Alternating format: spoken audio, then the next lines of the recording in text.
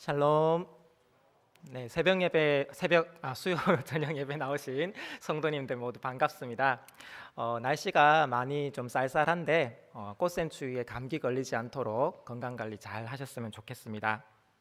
오늘 본문을 통해서 예수님의 낮아지심과 겸손에 대해서 우리 함께 말씀을 묵상하려고 합니다. PPT 틀어주세요. 등고잡이라는 말이 있습니다.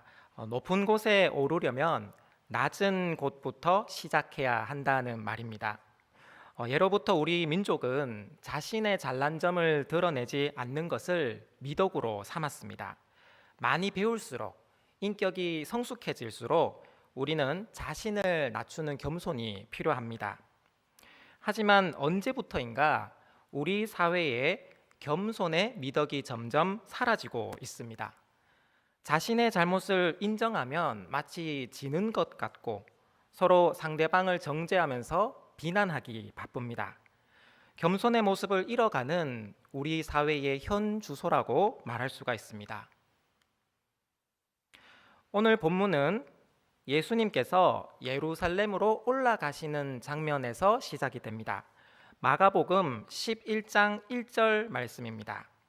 그들이 예루살렘에 가까이 와서 감람산 벳바게와 베다니에 이르렀을 때에 예수께서 제자 중 둘을 보내시며. 예루살렘은 고도가 높아서 어느 위치에 서든지 올라가야 합니다. 감람산을 넘어 산지를 올라가야 예루살렘 성전에 입성할 수가 있었습니다. 이처럼 우리는 인생에서 누구나 오르려고 합니다. 키도 1, 2cm 더 늘려서 말하고 사람들마다 자신의 구성원 숫자를 더 많이 늘려서 말합니다. 아파트 시세도 아래층보다는 위층이 가격이 더 높습니다.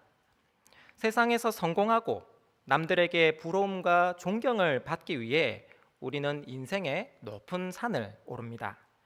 하지만 그 산을 오르려는 경쟁자가 너무나 많고 때로는 그 길에서 조난당하는 사람들도 속출합니다.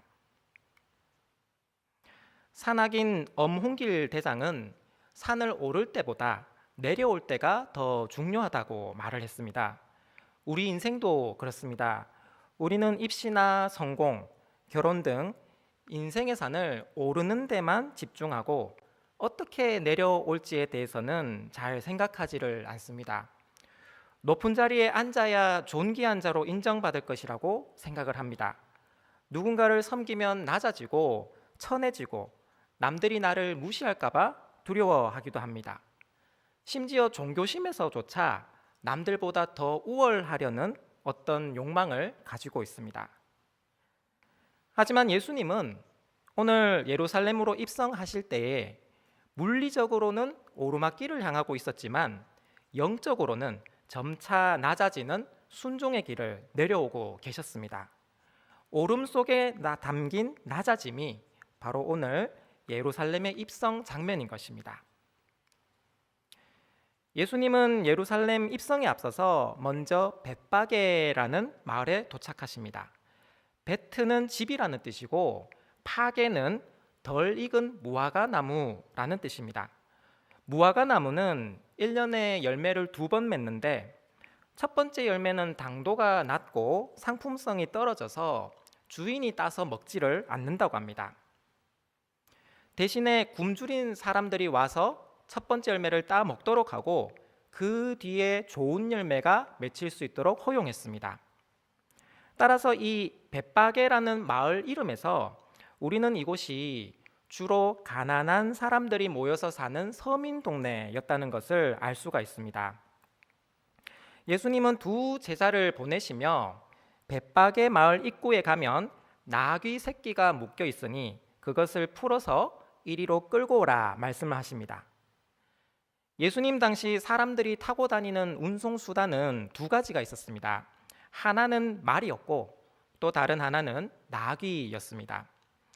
말과 나귀는 서로 다른 의미를 가집니다. 신명기서를 보면 하나님께서 왕들에게 말을 많이 두지 말라는 말씀이 나옵니다. 신명기 17장 16절 말씀입니다. 그는 병마를 많이 두지 말 것이요 병마를 많이 얻으려고 그 백성을 애굽으로 돌아가게 하지 말 것이니.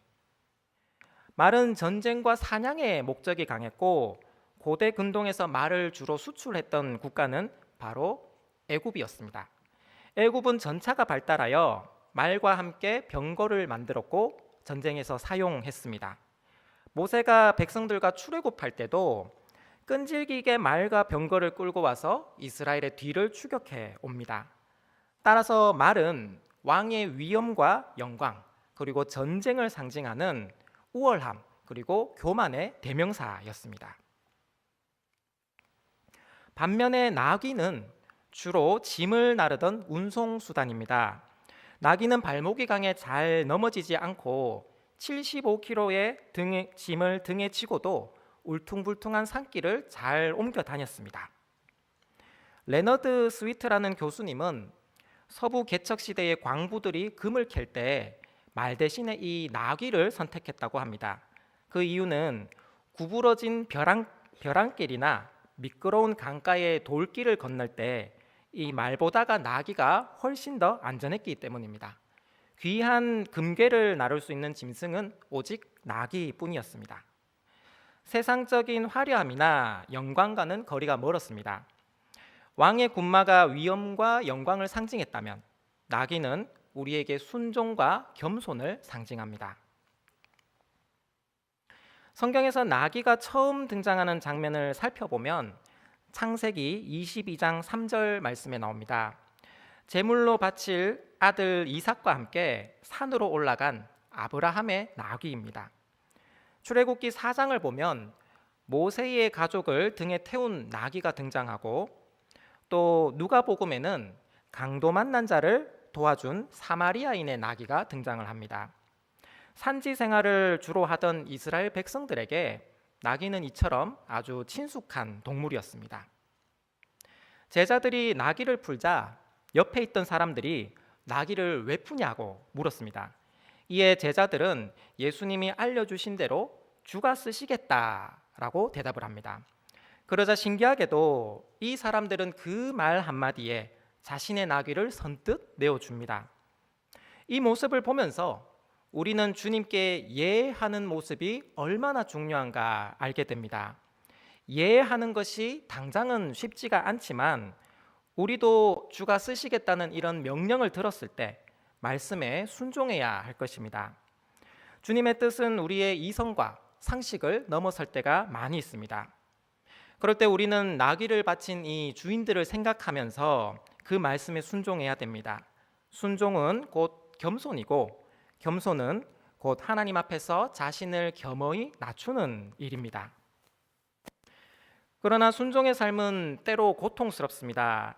아브라함은 아들 이삭을 바치라는 명령을 받았을 때 자신이 대신 죽고 싶었을 것입니다. 하지만 아브라함은 하나님을 믿었고 그 말씀에 순종하여 하나님께 의롭다함을 인정받았습니다. 이처럼 하나님의 역사는 언제나 순종하는 사람들을 통해서 이루어집니다. 그것이 자발적인 순종이든 억지 순종이든 하나님 앞에서의 순종은 곧 나를 낮추는 겸손의 모습이라고 할 수가 있습니다. 내 뜻과 하나님의 뜻이 서로 충돌할 때 우리는 하나님께서는 항상 옳으시다 이 믿음을 가지고 당당하게 그 말씀에 예라고 대답을 해야 할 것입니다. 그때 우리의 작은 순종이 하나님의 역사에 크게 쓰임 받을 줄로 믿습니다. 예수님께서 나귀를 타시고 예루살렘으로 입성을 하시자 수많은 사람들이 거리로 쏟아져 나와 호산나를 외쳤습니다. 마가복음 11장 9절 말씀입니다. 앞에서 가고 뒤에서 따르는 자들이 소리 지르되 호산나 찬송하리로다 주의 이름으로 오시는 이여 찬송하리로다 오는 우리 조상 다윗의 나라여 가장 높은 곳에서 호산나 하더라. 호산나 말뜻은 우리를 구원하소서라는 뜻입니다. 백성들은 그동안 구원에 대한 갈망이 아주 컸습니다. 애굽에서 400년 종살이를 했고 바벨론에서 70년 종살이를 했으며 지금 현재 로마의 식민지로 종살이를 하고 있습니다. 예수님의 예루살렘 입성 장면은 그 옛날 스가랴 선지자가 말했던 예언의 말씀을 성취하기 위해서입니다. 스가랴 9장 9절 말씀입니다. 시온에 따라 크게 기뻐할지어다. 예루살렘에 따라 즐거이 부를지어다. 보라, 네 왕이 내게 임하시나니 그는 공의로우시며 구원을 베푸시며 겸손하여서 나귀를 타시나니 나귀의 작은 것 곧 나귀 새끼니라. 아멘. 우리를 구원하시기 위해 자신을 희생제물로 바치시는 예수님의 대속 여정입니다. 예수님이 예루살렘으로 들어서시자 따라온 많은 사람들로 인해 금방 성안이 인산인해가 되었습니다. 군중들은 예수님을 앞뒤로 에워싸고 호산나를 부르며 종려나무가지를 흔들어댑니다. 사람들마다 각기 자기가 입었던 옷을 벗어서 예수님이 가시는 그 길 앞에다가 깔고 그 위로 예수님이 지나가게 하였습니다. 겉옷을 벗어 바닥에 까는 이런 행위는 주로 왕들에게 하는 존경의 표시였습니다. 사람들이 예수님을 나의 임금, 나의 메시아로 생각하고 있는 것입니다. 하지만 예수님이 주시려는 나라는 그들의 기대와는 상당히 달랐습니다. 사람들이 기다리던 메시아는 다윗같이 강력한 왕으로 오셔서 로마로부터 자신들을 구원해주는 그런 메시아였습니다. 하지만 오늘 예수님의 예루살렘 입성 장면은 이기러 가는 모습이 아니라 지러 가는 모습이었습니다. 성에서 바라본 예수님의 모습은 참 우스꽝스러웠습니다. 로마 황제나 총독들은 백마를 타고 깃발을 흔들고 위풍당당하게 성으로 들어오지만 예수님은 가장 초라한 시골 짐승 나귀를 타고 뒤뚱거리면서 예루살렘으로 들어오신 것입니다. 사람들이 우러러보는 그런 선망의 모습과는 거리가 아주 멀었습니다. 왜냐하면 주님의 목적은 권력이 아니라 바로 죄로부터의 구원이었기 때문입니다. 죄는 힘으로 이기는 것이 아니라 바로 겸손으로 이겨야 합니다. 이 겸손이야말로 하나님 나라의 진정한 마침표라고 할 수가 있습니다. 하나님은 우리를 사랑하시기에 인간의 몸으로 이 땅에 성육신 하셨습니다. 엘턴이라는 신학자는 현대 사회의 해법이 바로 이 내려옴에 있다고 말을 합니다. 가장 낮은 곳으로 오신 예수님께서 결국 이 사회의 모든 장벽들을 다 허물게 된다는 것입니다.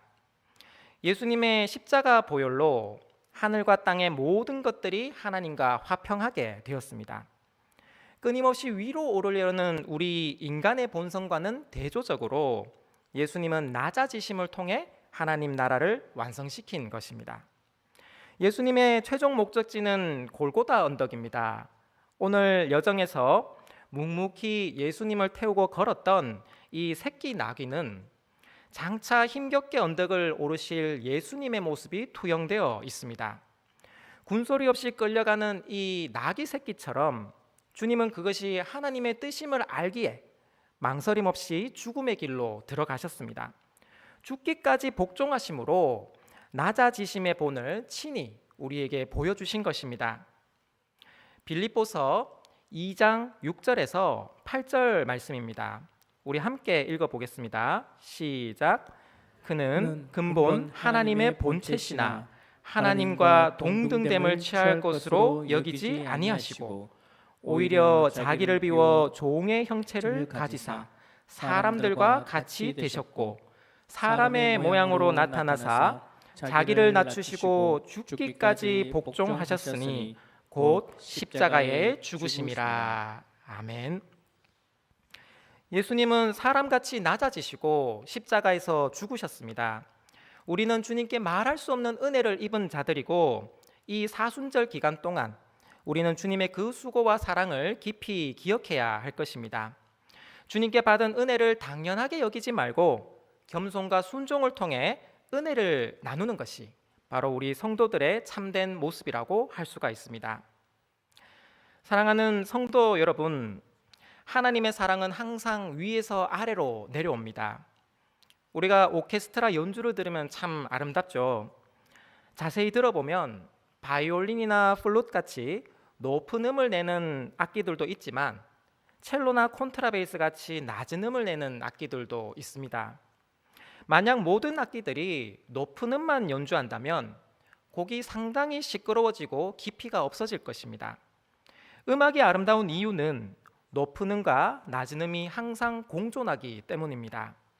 낮은 음은 잘 들리지 않고 눈에 띄지 않지만 이 저음이 무너지면 음악 전체가 무너지게 됩니다. 세상도 마찬가지입니다. 눈에 보이는 높은 자리만 있는 것이 아니라 묵묵히 낮은 자리에서 가정과 사회 그리고 교회를 섬기는 많은 사람들이 우리 사회를 지탱하는 장본인이라고 말할 수가 있습니다. 세상 사람들은 저마다 높은 음이 되려고 합니다. 내가 힘을 얻고 위치를 가져서 이 고통스러운 로마의 압제에서 또 우리 각자가 찬 이 삶의 현장에서 벗어나고자 합니다. 하지만 하나님은 그런 우리에게 오늘 일상의 나귀를 보여주셨습니다. 그리고 그 초라한 나귀를 통해 우리에게 가르쳐 주십니다. 우리가 하나님 나라를 유산으로 받으려면 먼저 우리 자신의 소리를 낮추고 주님의 섭리에 순종해야 한다는 것입니다. 앤드류 머레이라는 목사님은 이렇게 고백했습니다. 그대에게서 교만이 죽지 않으면 결코 하늘의 것이 그대 속에 살 수 없다. 높이 오를수록 우리는 낮아져야 합니다. 우리가 오르막길만 고집하면 우리의 영혼이 갈수록 메말라 가지만 우리가 십자가의 길을 선택할 때 우리는 하나님 나라를 유업으로 받을 수가 있습니다. 성경의 많은 인물들이 겸손으로 승리했고 교만으로 패망했습니다. 사울은 하나님께 부름받고 초대의 왕이 되었지만 처음 가진 겸손을 잃었고 결국 하나님께서 그를 떠나가셨습니다. 다윗은 스스로 왕이 되려 하지는 않았지만 겸손했던 그를 하나님께서 왕으로 세우셨습니다. 바울도 마찬가지입니다. 철갑의 논리로 무장하고 교회들을 따라다니며 박해했지만 다메섹 도상에서 그리스도를 만나고 바울은 주님 앞에 그대로 꼬꾸라졌습니다. 하지만 주님 앞에 무릎을 꿇자 하나님께서 은혜를 베풀어 주시고 그를 이방인의 사도로 세워 주십니다. 겸손히 내려오는 자가 오히려 높이 올라갈 수 있다는 이 진리를 우리는 여기서 발견하게 됩니다. 우리가 하나님의 은혜를 받을 수 있는 길은 바로 겸손입니다. 상대를 높인다고 해서 내가 낮아지는 것이 아니요, 그것이 오히려 내가 높아질 수 있는 비결인 것입니다. 나귀 구유로 오신 예수님은 마지막 순간에도 나귀를 타고 예루살렘으로 입성하셨습니다. 처음에도 나귀, 마지막 순간에도 나귀. 예수님은 인생을 내려오심으로 완성시키셨습니다. 헨리 나우에는 그의 저서에서 내려가는 길이야말로 진정한 영성의 길이라 강조합니다. 겸손은 하나님의 백성으로 빚어지는 가장 중요한 그릇이라고 할 수가 있습니다. 40년 광야 생활 동안 하나님께서는 백성들로 하여금 철저히 낮추시는 작업을 하셨습니다. 우리는 나귀 타신 예수님을 바라보며 그분의 낮아지심을 겸허히 배워야 할 것입니다. 십자가를 향해 내려가시는 주님의 모습에서 우리는 진정 아름다운 삶이 무엇인지 보게 됩니다. 제일 높은 곳에 오르려는 성공보다 주님이 계신 가장 낮은 곳으로 내려가는 이 순종이야말로 우리의 인생을 더욱 아름답고 복되게 만들어 줄 줄로 믿습니다. 사순절 기간 동안 나귀 타신 예수님을 생각하며 주님의 뜻에 더 가까이 순종하시고 또 겸손히 내려가시는 우리 동부교회 성도님들 되시기를 예수님의 이름으로 간절히 소망합니다.